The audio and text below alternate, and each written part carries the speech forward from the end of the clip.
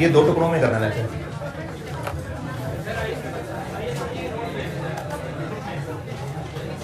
अच्छा दुरूद शरीफ पढ़ लें।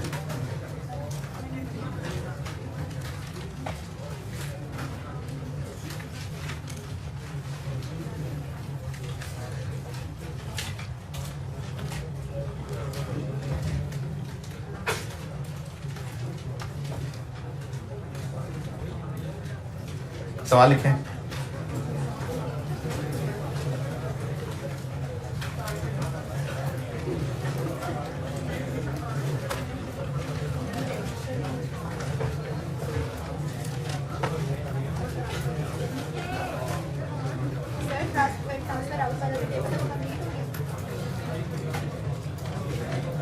ट्रांसफर आउट का एक टेबल कल बनाया था, वो कंप्लीट हो गया। उसी की प्रैक्टिस के लिए सवाल करवा रहा हूं और फिर ट्रांसफर इन करवाता हूं। ट्रांसफर आउट वाला टेबल पूरा हो गया और उसी की प्रैक्टिस के लिए एक सवाल कर रहे हैं।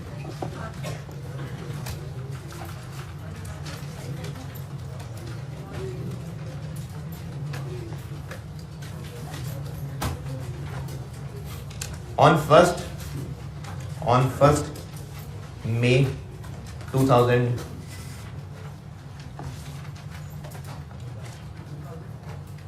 बता रहा हूँ, साफ कर रहा हूँ।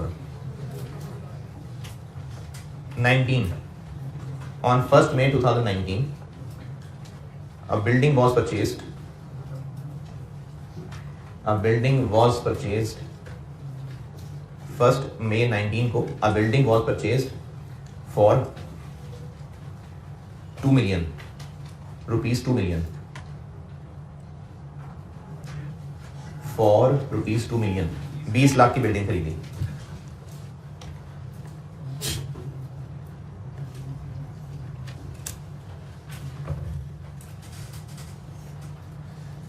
It was classified as investment property. It was classified as investment property to be carried at fair value model. To be carried at fair value model.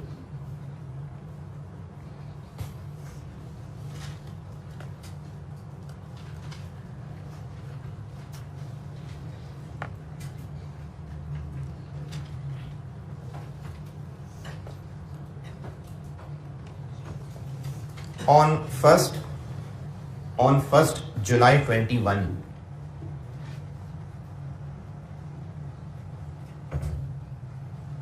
on 1st July 21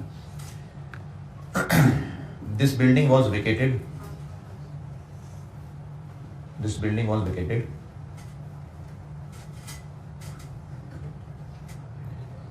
and it was decided 1st July 21 को building खाली हो गई and it was decided to use this building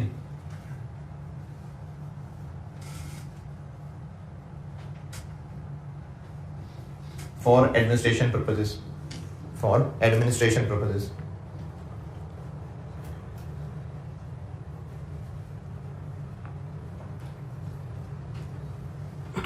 On that date,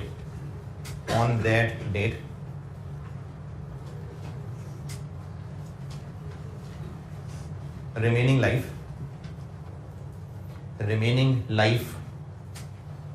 was estimated at, on that date remaining life was estimated at 10 years, 10 साल।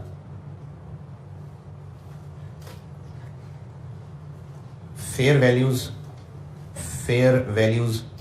of this building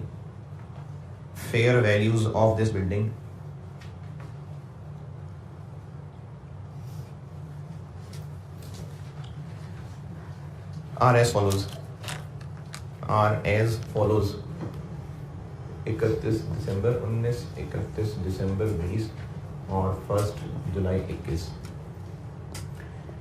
19 lakh 2.4 million और 2.5 million, ये इस building की fair values हैं।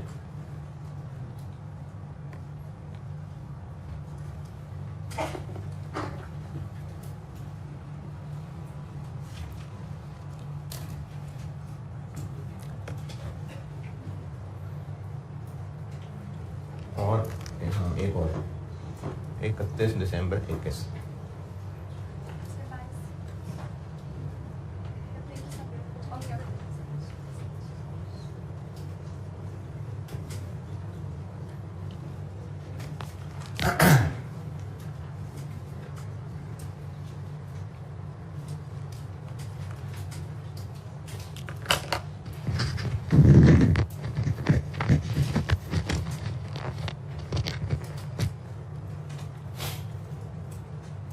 यहां तक noted?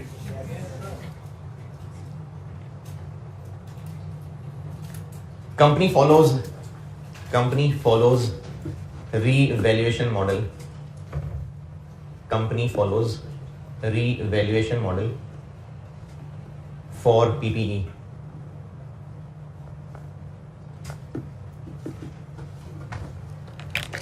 Required है मुझसे सारी एंट्रीज शुरू से लेके 31 दिसंबर 21 तक, यानी कब से? 1 मई 19 से लेके 31 दिसंबर 21 तक सारी एंट्रीज रिक्वायर्ड है। 1 मई 19।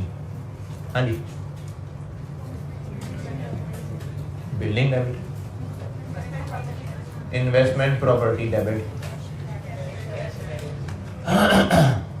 और कैश क्रेडिट 2 मिलियन।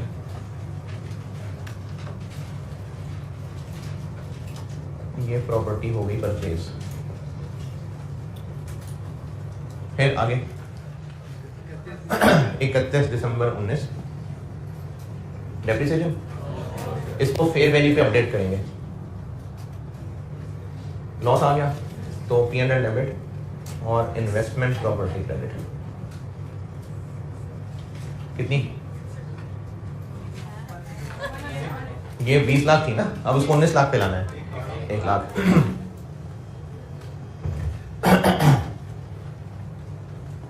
ये हो गया फेयर वैल्यू लॉस। फिर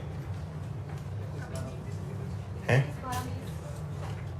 2021 में जाके ट्रांसफर है तो इसलिए 20 में फिर इसको फेयर वैल्यू पे अपडेट करेंगे। अच्छा, अब कहां से कहां तक लाना है? अब 19 से 24 तक लाना है, 5 लाख। ये हो गया गेन, तो इन्वेस्टमेंट प्रॉपर्टी डेबिट और P&L क्रेडिट 5 लाख।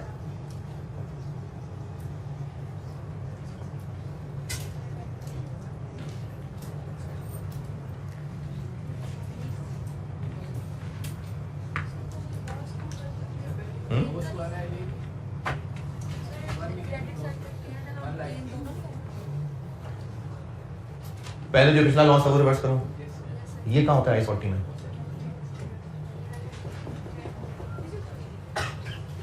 जो गेन लॉस है बस वो P&L में जा रहा है।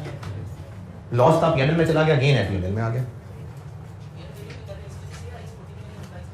नहीं, फेयर वैल्यू मॉडल IS 40 वाला है ही ऐसा। जी बिल्कुल, डेप्रिसिएशन भी नहीं है और सरप्लस भी कुछ नहीं है। हर ईयर एंड पे वैल्यू चेंज करेंगे और जो गेन या लॉस है वो P&L में जाएगा। अच्छा, P&L जो है ना वो स्टूडेंट्स से जब एंट्री टेस्ट हो रही होती है एग्जाम में स्टूडेंट्स से, तो कई इनकम एक्सपेंसेस ऐसे हैं, जैसे रीवैल्यूएशन लॉस था, रीवैल्यूएशन लॉस, तो एंट्री में हम क्या करते थे? रीवैल्यूएशन सरप्लस डेबिट और बाकी है P&L डेबिट, जस्ट P&L। इसी तरह इम्पेयरमेंट लॉस की एंट्री क्या है? Impairment loss debit. हो सकता है उसकी जगह P&L लिख दें, वो भी चल जाएगा। इसी तरह यहां पर फेयर वैल्यू का लॉस आ रहा है, फेयर वैल्यू का गेन आ रहा है, क्या डेबिट क्रेडिट कर रहे हैं? P&L। ये ना एग्जाम पॉइंट ऑफ व्यू से स्टूडेंट के लिए चलता है, वरना असल में P&L का वर्ड नहीं यूज हो रहा होगा, असल में कोई ना कोई नाम इस्तेमाल हो रहा होगा। जैसे जब IS 16 वाली एंट्री थी तो रिवैल्यूएशन सरप्लस एक अकाउंट का नाम है, वो डेबिट। रिवैल्यूएशन लॉस ये एक अकाउंट का नाम होता, वो डेबिट हो जाता। इसी तरह से इस एंट्री में फेयर वैल्यू लॉस एक बकायदा अकाउंट इस्तेमाल होता है इस काम के लिए। और जब इनकम स्टेटमेंट बनती तो उसमें वो ऑपरेटिंग एक्सपेंसेस में फेयर वैल्यू लॉस के नाम से आ रहा होता। यहां पर फेयर वैल्यू गेन के नाम से एक अकाउंट बनता, और जब इनकम स्टेटमेंट बनती तो अदर इनकम के अंदर फेयर वैल्यू गेन आ रहा होता। लेकिन चूंकि ये इतने कोई बहुत ज्यादा कॉमन इस्तेमाल होने वाली चीजें नहीं है, क्या हर महीने फेयर वैल्यू गेन आ रहा होगा? सेल्स तो हर महीने हर रोज होने वाली चीज है, रेगुलर ट्रांजैक्शन है। इसलिए इस तरह के गेन लॉसेस के लिए स्टूडेंट के लिए चलता है कि वो फेयर वैल्यू गेन के वर्ड की जगह P&L लिख दे। इसलिए एंट्रीज में मैं जहां जहां P&L लिखवा रहा होता हूं वो काम चलाऊ चीज है। अगर आपको P&L लिखना नहीं लगता सही, कोई मसला नहीं, आप यहां पर लिखिए फेयर वैल्यू लॉस डेबिट। है वो एक्सपेंस, है वो एक्सपेंस। यहां क्या लिखे? फेयर वैल्यू गेन, उस नाम से अकाउंट होगा, है वो इनकम। क्योंकि IAS 40 का फेयर वैल्यू मॉडल ये कहता है कि हर साल के एंड पे फेयर वैल्यू पे अपडेट करें और जो भी गेन लॉस आए उसको P&L में लेके जाएं, यानी जो भी गेन लॉस आए उसको एक्सपेंस इनकम बनाएं। IAS 40 फेयर वैल्यू मॉडल हर साल के एंड पे फेयर वैल्यू पे अपडेट करें और जो भी गेन लॉस है उसको एक्सपेंस या इनकम कहें। IAS 16 रिवैल्यूएशन मॉडल थोड़ा डिफरेंट था, वो और IAS था। IAS 40 फेयर वैल्यू मॉडल ये है कि हर ईयर एंड पे फेयर वैल्यू पे अपडेट करें और जो भी गेन लॉस है वो एक्सपेंस या इनकम बनेगा। अब उसके लिए P&L का वर्ड भी चल जाता है एग्जाम में, इसलिए P&L कर दिया। अब इसके बाद जी क्या क्या होती है क्योंकि ये इन्वेस्टमेंट प्रॉपर्टी अगर फेयर वैल्यू मॉडल पे रखा होता है ना तो कुछ सोच समझ के रखा होता है, पता चलती है फेयर वैल्यू होता है।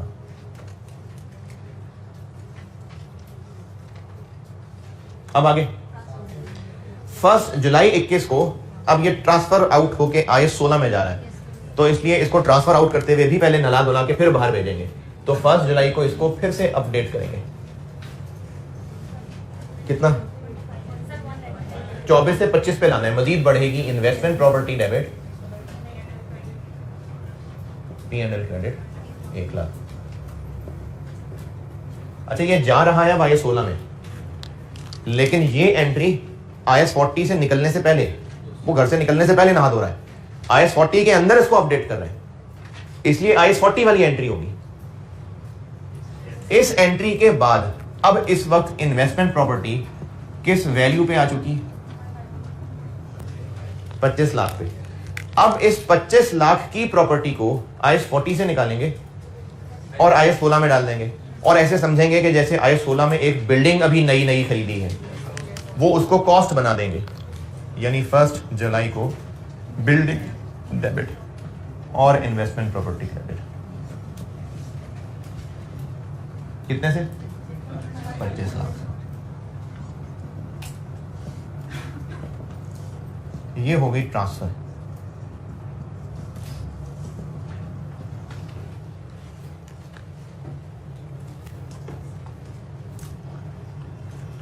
ये है जो कल आपको टेबल में बताया था कि अगर IAS 40 में फेयर वैल्यू मॉडल फॉलो होता था तो पहले इसको IAS 40 पे ही रहते रहते फेयर वैल्यू पे अपडेट करेंगे।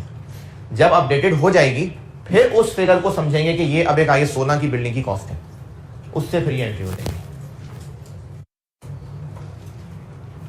इस एंट्री के करने से IAS 40 निकल गया, अब IAS 16, यानी ये इसने IAS 40 के दरवाजे से कदम बाहर निकाला है और ये अगला कदम IAS 16 के अंदर। अब से ऑनवर्ड IAS 16 लगेगा। तो 31 दिसंबर 21 को डेप्रीसिएशन चार्ज होगी।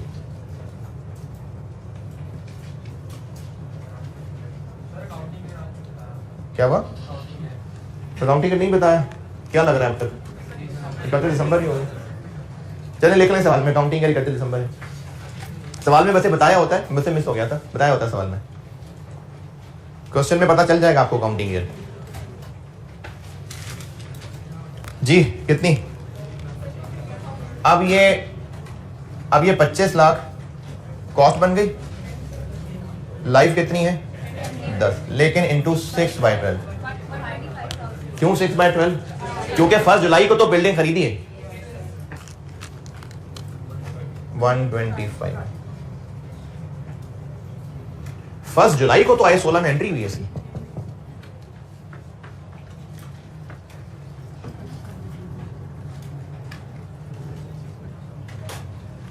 ईयर एंड 31 दिसंबर है और IAS 16 में ये PPE 1 जुलाई 21 को बना है, इसलिए 6 महीने की इलेक्शन चार्ज होगी।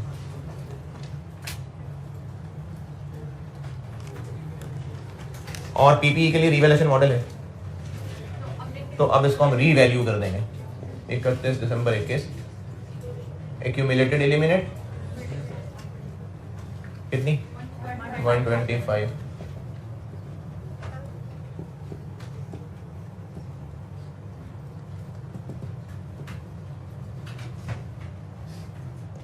और बिल्डिंग को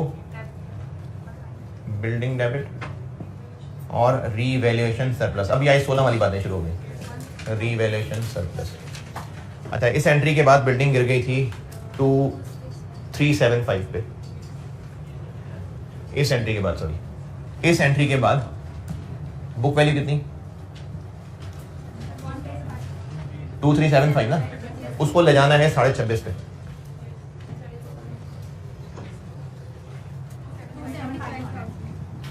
और ये IAS 16 के मुताबिक अब ये सरप्लस बन गया और अब से ऑनवर्ड सारा IAS 16 चलेगा।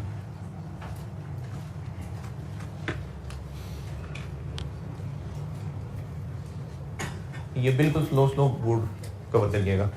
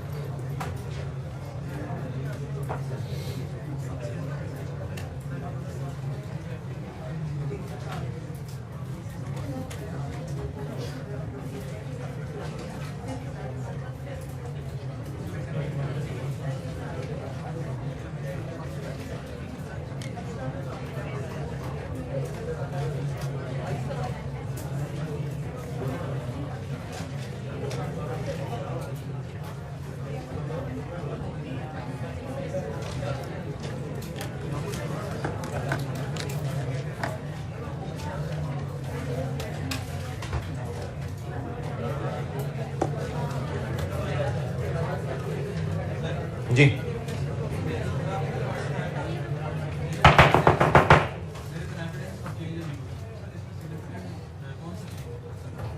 इस सवाल में अच्छा एक एतराज ये है, एक स्टूडेंट का सवाल ये है कि ट्रांसफर तो हम तब करते हैं व्हेन देयर इज एविडेंस कि चेंज इन यूज है। अगर तो होता नहीं थ्योरेटिकल सवाल और एग्जामिनर यही चीज चेक करना चाह रहा होता कि आप इसको ट्रांसफर करना है नहीं करना है, फिर वो एविडेंस के बारे में भी कुछ और निशानियां बता देता। सादा सा न्यूमेरिकल सवाल था, एंट्रीज पूछी थी और 1 जुलाई को कह दिया कि खाली कर दी बिल्डिंग और डिसीजन ले लिया, तो हो गया होगा ट्रांसफर। और चलो अगर मान भी लें कि एंट्रीज नहीं, अगर थ्योरेटिकल डिस्कशन भी करनी होती तो बिल्डिंग खाली करा ली, अब उस खाली बिल्डिंग पे फैसला कर लिया कि इसको अपना ऑफिस बनाना है, तो है ना एविडेंस। बिल्डिंग खाली करना एक एक्शन है, एविडेंस है, तो इसकी है एविडेंस कि इसको इन्वेस्टमेंट प्रॉपर्टी की जगह हम पीपी बनाने लगे, तो एविडेंस है। नोटेड।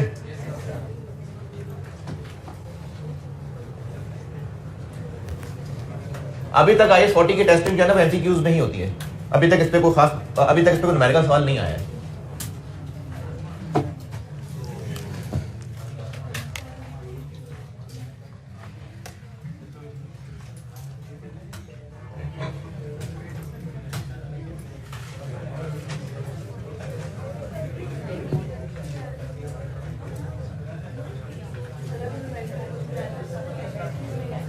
एंट्रीज भी हो सकती हैं, SOCI SOFP के एक्सट्रैक्ट्स भी हो सकते हैं।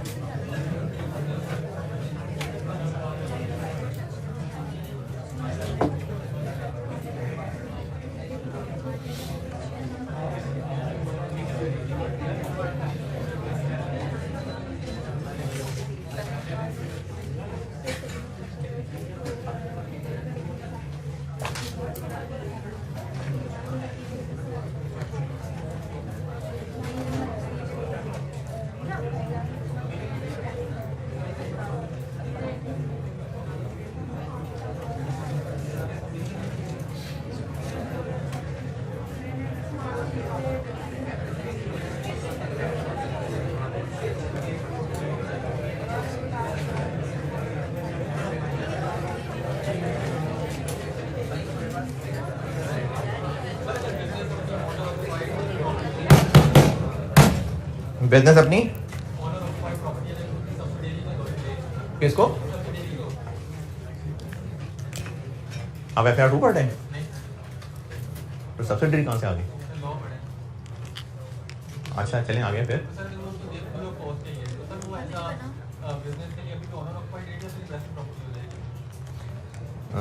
ये काफ़ी एडवांस सवाल है। कंसोलिडेटेड फाइनेंशियल स्टेटमेंट आइडिया है? अभी फिलहाल हाँ इन्वेस्टमेंट प्रॉपर्टी नहीं, फ्री ऑफ कॉस्ट क्यों देगी या किराए पे देगी? किराए पे, सब्सिडरी को किराए पे। ये सवाल सबके लिए नहीं है। सब्सिडरी को किराए पे नहीं है, वो उसकी इन्वेस्टमेंट प्रॉपर्टी है।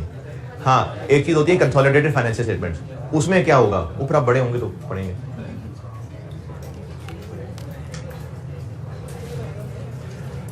ट्रांसफर आउट है, इन ट्रांसफर इन, ट्रांसफर इन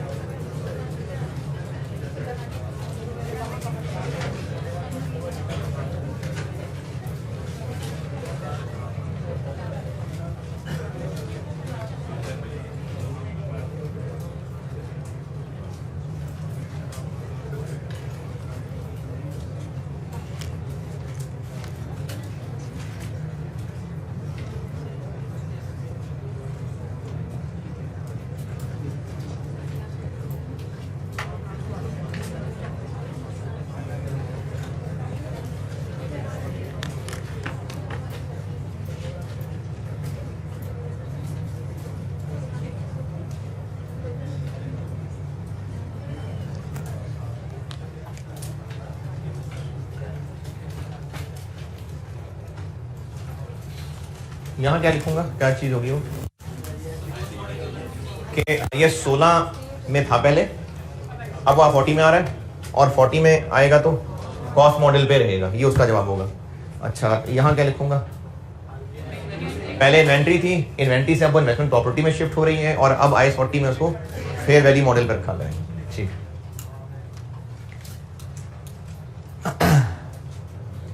अगर बिल्डिंग IAS 16 में थी पहले और अब उसको IAS 40 में कॉस्ट मॉडल पे लाना है तो मोस्ट प्रोबेबली ऐसे ही होगा, क्योंकि ये जो IAS बनाए जाते हैं ना, ये जो नॉर्मल हालात हो रहे होते हैं उनको सामने रख के ही बनाए होते हैं। इसलिए IAS के अंदर ये बात कहीं अलग से नहीं है कि PP में पहले वो रिवैल्यूएशन मॉडल पे था और अब अगर कॉस्ट मॉडल पे आना है तो क्या, क्योंकि कॉमन अकल की बात ये है कि जिसने बिल्डिंग को अब कॉस्ट मॉडल पे रखना होगा IAS 40 में, वो पहले भी कॉस्ट मॉडल पे ही चलता होगा। जब IAS 16 बनता था और IAS 16 में वो बिल्डिंग थी, तो अब अगर वो IAS 40 में लाने के बाद उसको कॉस्ट मॉडल पे रखना चाह रहा है तो पहले भी कॉस्ट मॉडल भी रखता था। इस बात का जवाब, अगर कल वाला लेक्चर पढ़ा है ध्यान से और घर जाके भी रिवाइज करने की तौफीक हुई तो इसका जवाब तो आप खुद ही बता देंगे। वही बात जो कल की थी कि IAS 16 में वो जिस कॉस्ट और एक्यूमुलेटेड पे था, वही चीज अब IAS 40 में शिफ्ट हो जाएगी। पहले वो उसी कॉस्ट उसी एक्यूमुलेटेड के साथ प्रॉपर्टी प्लांट की हेडिंग में थी वो बिल्डिंग, अब उसी कॉस्ट उसी एक्यूमुलेटेड के साथ वो इन्वेस्टमेंट प्रॉपर्टी की हेडिंग में शिफ्ट हो जाएगी। तो बिल्कुल कल जो मैंने यहाँ बात लिखी थी सेम रिपीट कर देता हूँ। मैंने लिखा था कैरिंग अमाउंट और इसके लिए मैंने कहा था कि कॉस्ट भी और एक्यूमुलेटेड डेप्रिसिएशन भी ऑफ प्रॉपर्टी, क्या लिखा था आगे, सेम वर्डिंग लिख ताकि बिल्कुल सेम ही लगे आपको, of property will now be considered as carrying amount of investment.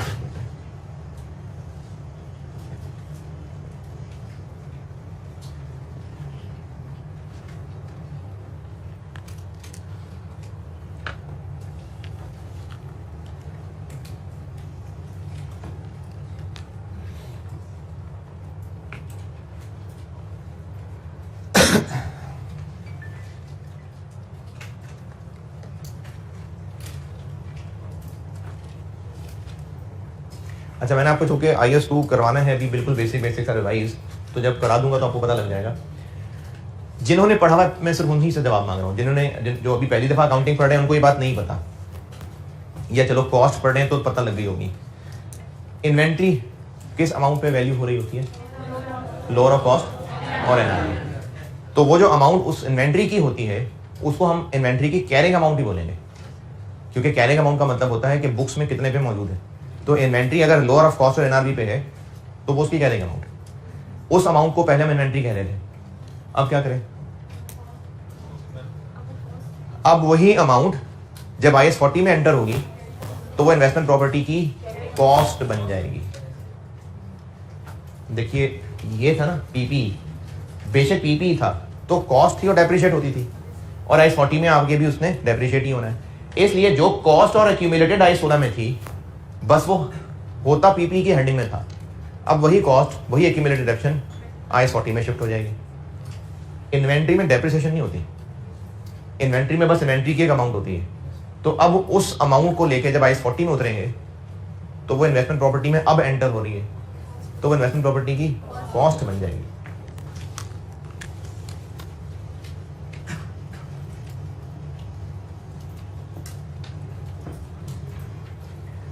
अच्छा, जिनको ये कॉस्ट और NRV की बात समझ नहीं आई वो कोई बात नहीं, परेशान नहीं हो, मैंने पढ़ाना है, मतलब वो कोई महरूम नहीं रहेगा किसी चीज़ से।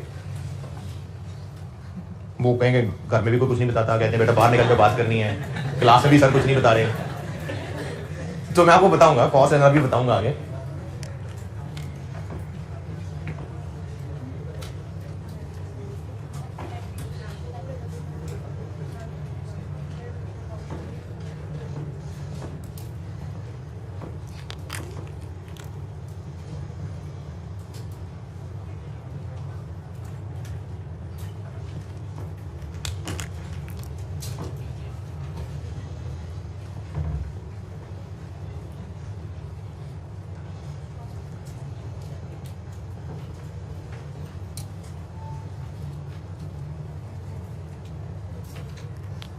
जो उस प्रॉपर्टी की जब वो IS2 में थी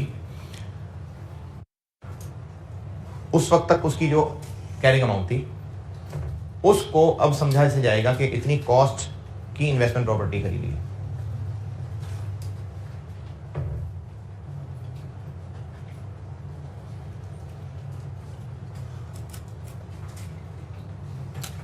अच्छा, IS2 से IS40 में शिफ्ट कैसे होगा, क्यों हो रहा होगा? क्योंकि वो बिल्डिंग्स हम पहले बना के बेचा करते थे और वो सारी बिल्डिंग उठा के हमने स्टोर में रखी हुई थी, हैं? स्टोर में रखी हुई थी जूतों के साथ। तो वो जो सारी बिल्डिंग्स हम बेचा करते थे वो बिल्डिंग्स इन्वेंट्री थी। अब उनमें से एक बेचने की बजाय किराए पे दे दी, तो वो बिल्डिंग वहीं खड़ी है जहां पहले थी, बस पहले वो इन्वेंट्री कहलाती थी, अब वो इन्वेस्टमेंट प्रॉपर्टी बन जाएगी। तो IS2 से IS40 में शिफ्ट होगी।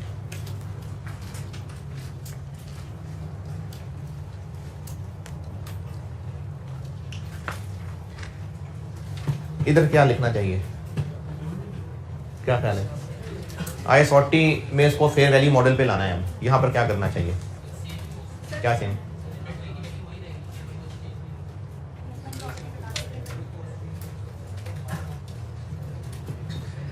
अच्छा चल ठीक है, खुद ही बता देता हूँ इसको ना। इसको अब हम IS40 में जब लाएंगे, यहां पर वो चीज लिखूंगा कि IS2 से निकल के IS40 में जा रही है, और IS40 में क्या होगा? Fair value model. तो जिस तरह पहले फेयर वैल्यू मॉडल से निकालते हुए नहला धुला के निकाल रहे थे, अब अगर लाना है तो भी नहला धुला के ही लाना है। तो इसको हम पहले फेयर वैल्यू पे अपडेट करेंगे, फिर उसको इन्वेस्टमेंट प्रॉपर्टी बोलेंगे।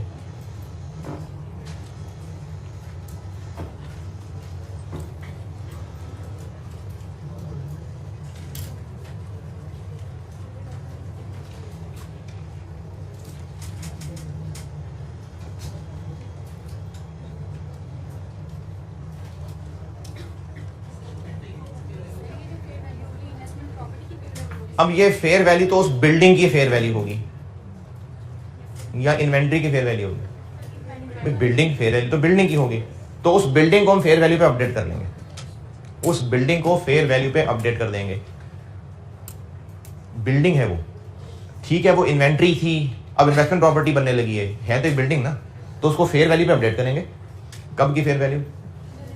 जिस दिन ट्रांसफर कर रहे हैं, और जो गेन लॉस आएगा वो P&L में जाएगा।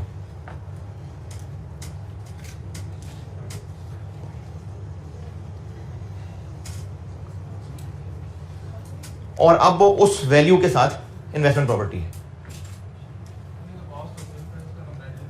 क्या जी? तो कोई बात नहीं, कोई मसला नहीं। यानी पहले वो इन्वेंट्री थी तो कॉस्ट पे आती थी, अब उसको हमने फेयर वैल्यू पे अपडेट कर दिया, कोई बात नहीं। IAS 40 फेयर वैल्यू मॉडल ऐसे ही होता है। सबसे पहले साल कितना फेयर वैल्यू गेन आया होगा जब खरीदी होगी? सबसे पहले साल कैसे हुआ होगा? कॉस्ट ही को फेयर वैल्यू पे लाए होंगे ना, तो कोई बात नहीं। IAS 40 में जब इसने फेयर वैल्यू मॉडल पे रहना है तो बस हर साल फेयर वैल्यू पे अपडेट होना है, और जो भी गेन लॉस है वो P&L में जाना है। ये सिर्फ एक थोड़ा एक्स्ट्रा काम ये किया है कि ये किस वक्त किया है, ईयर एंड पे, बस ट्रांसफर डेट पे किया। ये किसमें एक्स्ट्रा काम आया कि ट्रांसफर डेट पे ये फेयर वैल्यू पे अपडेट हो रही है। उसके बाद अब IAS 40 में हर साल भी हुआ करेगी, लेकिन ट्रांसफर डेट पे भी होगी।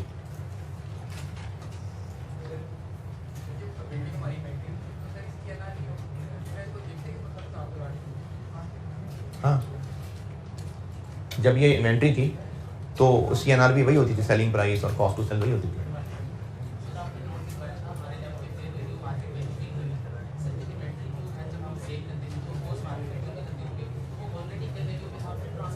ऑलरेडी नहीं था, इन्वेंट्री होती है लोअर ऑफ कॉस्ट और NRV। आपने कॉस्ट में पढ़ा, कॉस्ट और NRV का आइडिया है ना? हाँ, इसलिए बता रहा हूँ। अच्छा, जिन लोगों को कॉस्ट और NRV वाली बात समझ नहीं आ रही, कोई बात नहीं, आपके लिए नहीं है बात। मैंने इन्वेंट्री अभी करानी है रिवाइज, आप यहाँ नोट्स में पूरा लिख लें। कभी भी जिंदगी में तो पढ़ ही लेंगे इन्वेंट्री, जब पढ़ चुके होंगे और अगस्त में आप रिवीजन करने बैठेंगे तो फिर पता होगा कॉस्ट और NRV क्या होती है। कॉस्ट और NRV में से लोअर पे इन्वेंट्री आ रही होगी, तो अब अगर कॉस्ट लोअर है, जो कि यकीनन मोस्टली कॉस्ट ही लोअर होती है, तो वो कॉस्ट पे ही आ रही होगी। वो तो बहुत कम हालात होते हैं कि NRV लोअर हो, वरना कॉस्ट ही लोअर हुआ करती है।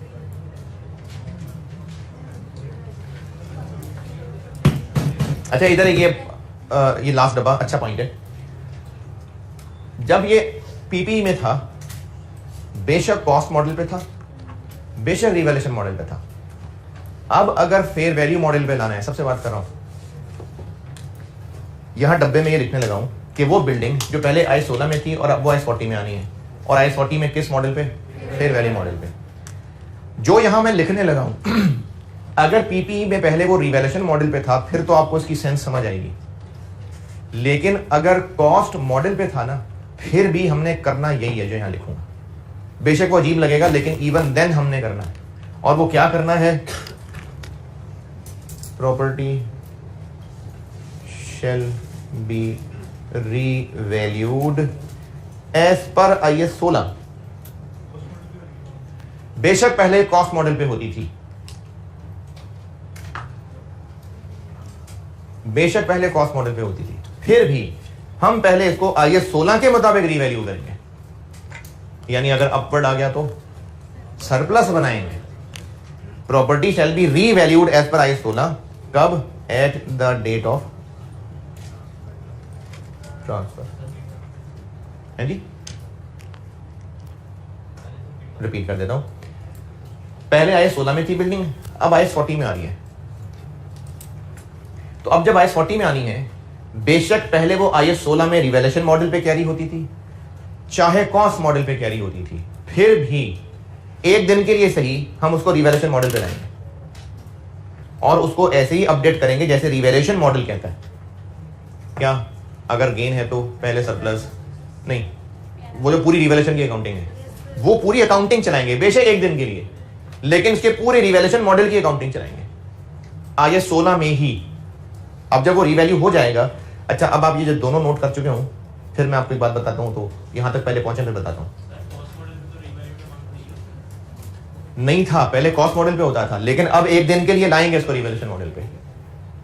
डेट ऑफ ट्रांसफर पे आएगा वो रिवैल्यूएशन मॉडल पे, और आते ही फिर अब वो फिर उधर IAS 40 में चला जाएगा। IAS 16 के तहत बेशक ये बिल्डिंग कॉस्ट मॉडल पे थी, फिर भी हम उसको एक दिन के लिए रिवैल्यूएशन मॉडल पे लाएंगे।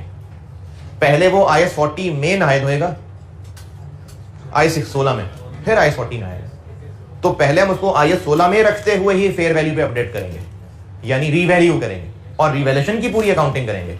उसके बाद फिर वो बिल्डिंग IAS 40 में जाएगी। क्या हुआ? ये जो स्टैंडर्ड्स बनते हैं ना, ये स्टैंडर्ड्स पूरी दुनिया में जो जो बोर्ड को फॉलो करने वाले मुल्क हैं, उनमें जो जो अकाउंटिंग में मसले आ रहे होते हैं, उन सबको सामने रख के बनाए होते हैं। कई ऐसी बातें होती हैं जो हमें लॉजिकली नहीं समझ आ रही होती, किसकी क्या रीजन हो, लेकिन होती है, वो सारी दुनिया के मसाइल को सामने रख के बनाया होता है। जैसे IASB है, IASB, जो भी मुल्क इसको फॉलो करके अकाउंटिंग करता होगा, वो अपने सारे मसाइल उनको बताते होंगे। वो जब IAS लिखने लगते हैं ना, IAS जब लिखा जाता है तो बड़े मराहिल हैं, वो पहले डिस्कशन पेपर होता है, फिर एक्सपोजर ड्राफ्ट बनता है, फिर IAS बनता है, तो उन सब मुल्कों को भेजा होता है, बताएं इसमें आपको क्या क्या मसाइल आएंगे, फिर डिस्कशन होती है, फिर फाइनल IAS बनता है। तो कई चीजें हैं जो लॉजिकली नहीं पता होती, क्योंकि हो सकता है पाकिस्तान के लिए ना हो और किसी मुल्क के लिए इसका फायदा हो, तो होगा यकीनन कोई फायदा ही होगा। ये पूरा लिख लिया। इन दोनों डब्बों के अंदर यहां भी एक एक लाइन और लिख लें। यहां नीचे था, मैंने लिखा नहीं, नजर नहीं आएगा। ये दोनों डब्बे अगर आपने पूरे कर लिए हैं तो उन दोनों डब्बों में एक ही कॉमन बात है, ये हो गया ना अब अपडेट। अब वो वैल्यू इन्वेस्टमेंट प्रॉपर्टी बन जाएगी। ये कर लिया ना अपडेट, तो अब उस अपडेटेड फिगर से इन्वेंट्री क्रेडिट और इन्वेस्टमेंट प्रॉपर्टी डेबिट। यहां पे क्या किया, बिल्डिंग को कर लिया ना अपडेट, अब वही value, updated value, building credit और इन्वेस्टमेंट प्रॉपर्टी डेबिट। यानी इन दोनों में कॉमन बात यह है कि अब इन दोनों को हम फेयर वैल्यूज पे अपडेट कर चुके, अब इस अपडेटेड अमाउंट से उसको इन्वेस्टमेंट प्रॉपर्टी कह देंगे। इन दोनों डब्बों में एक लाइन और लिख लें, दोनों में कॉमन बात कर रहा हूं, दोनों डब्बों में सेम लाइन ही लिखनी है, या अगर दोनों डब्बों में नहीं लिखनी तो लंबी करके लाइन लिख लें, है ना, लंबी करके लाइन ऐसे लिख लें। लिखवाए नहीं, लिखें, लिखवा दिया मैंने, बता दिया, दोबारा सुने। इन दोनों डब्बों में हमने क्या किया है, अभी बिल्डिंग को फेयर वैल्यू पे अपडेट कर लिया, अब वो अपडेटेड अमाउंट इन्वेस्टमेंट प्रॉपर्टी बन जाएगी। अब उस अपडेटेड अमाउंट से बिल्डिंग को हम इन IAS से क्रेडिट और इन्वेस्टमेंट प्रॉपर्टी डेबिट कर देंगे।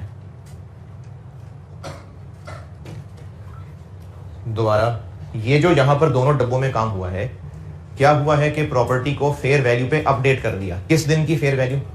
Transfer date. अब वो हो गई अपडेट, अब उन बिल्डिंग्स को इन IAS से निकालेंगे और इन्वेस्टमेंट प्रॉपर्टी डेबिट कर देंगे।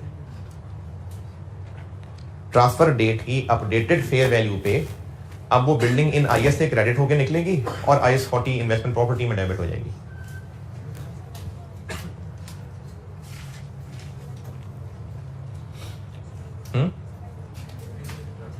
कुछ समझ नहीं आया, दोबारा सुने। इन दोनों में जो मैंने लिखा है ये भी समझ नहीं आया।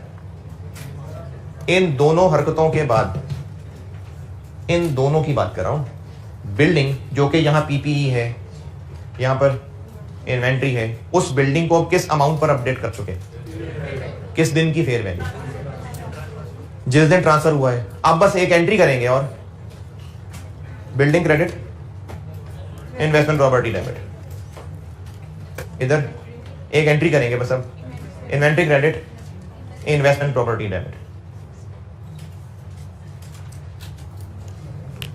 जिनको अभी भी समझ नहीं आ रहा, मैंने अभी यहां पर एक सवाल सॉल्व किया था। 1 जुलाई 21 को देखें, एक एंट्री की थी, इन्वेस्टमेंट प्रॉपर्टी से बिल्डिंग को ट्रांसफर किया था। क्या एंट्री की थी? Building debit, investment property credit. अब यहां पर वही बात कह रहा हूं उलट, क्योंकि अब यहां PPE से निकाल के हम इन्वेस्टमेंट प्रॉपर्टी बना रहे हैं, तो investment property debit, building credit, इधर investment property debit, inventory credit.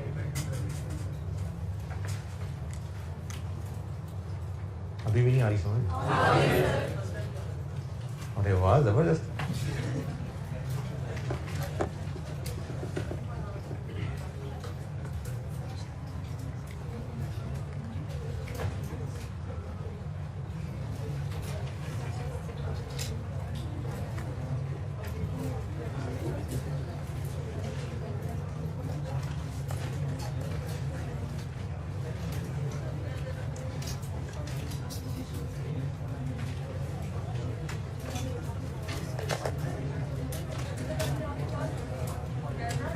दो सवाल होमवर्क कह रहा हूं, दो। पहले क्वेश्चन 6 करिएगा, पहले क्वेश्चन 6 करिएगा।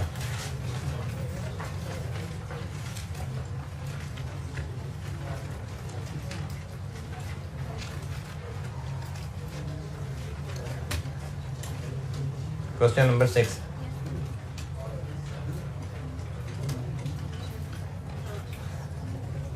उसके बाद क्वेश्चन 5 करिएगा। ये दोनों सवाल होमवर्क हैं, कर लेंगे तो मैं बिल्कुल डिस्कस भी कर लूंगा, लेकिन ये बेटा होमवर्क है, करना है। क्वेश्चन 6 IS 40 की बात कर रहा हूं, IS 40। पहले क्वेश्चन 6 करिएगा, फिर क्वेश्चन 5 करिएगा, करना है। अच्छा, अब ना एक मामला हो गया आपके साथ, ये बता दूं। वो ये हो गया कि अभी मैंने आपको 2 दिन पहले ही 3 दिन पहले एक आइटम ईमेल दिखाई थी कि रिवर्सल सिलेबस में है, लेकिन चूंकि बुक में नहीं है तो नहीं टेस्ट होगा, और ये बात मैंने कंफर्म कर ली थी। उन्होंने कहा कि हाँ जी बिल्कुल ऐसे ही है, लेकिन कल क्या हुआ कि उन्होंने कहा अच्छा बुक में नहीं है, अभी डाल देते हैं। तो एक चैप्टर अपलोड हो गया आईटेम की वेबसाइट पे और वो जो